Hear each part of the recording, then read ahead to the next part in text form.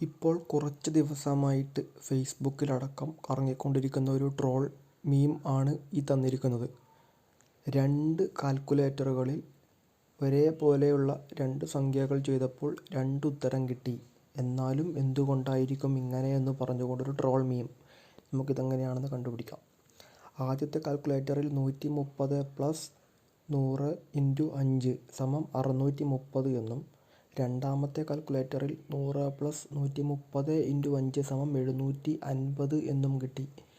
ഇതിൻ്റെ റൂൾ എന്ന് പറയുന്നതാണ് ബോഡ് മാസ്. അതായത് കണക്കിൻ്റെ ഏറ്റവും അടിസ്ഥാനമായിട്ടുള്ളൊരു റൂളുകളിലൊന്നാണ് ബോഡ് മാസ്. എന്താണ് BODMAS? Brackets, orders, division, multiplication, addition, subtraction.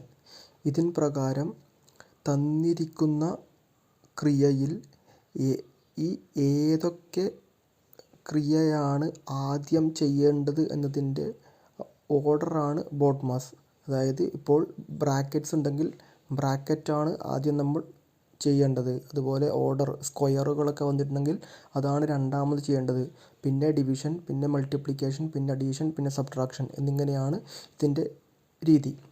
അങ്ങനെയാണെങ്കിൽ ആദ്യത്തേതിൽ 130 + 100 × 5 എന്ന് പറയുമ്പോൾ ഈ തന്നിരിക്കുന്ന ഓർഡർ പ്രകാരം ഇൻറ്റു അഥവാ മൾട്ടിപ്ലിക്കേഷൻ ആദ്യം ചെയ്യണം. അപ്പോൾ 100 × 5 ചെയ്യുമ്പോൾ 500 എന്ന് കിട്ടും.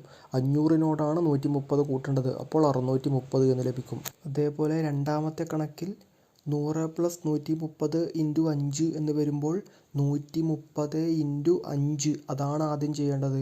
മൾട്ടിപ്ലിക്കേഷനാണ് അഡീഷന് മുന്നേ ചെയ്യേണ്ടത് എന്നുള്ളത് കൊണ്ട് 130 × 5 ചെയ്യുമ്പോൾ 650 എന്നും +100 ചെയ്യുമ്പോൾ 750 എന്നും വരും.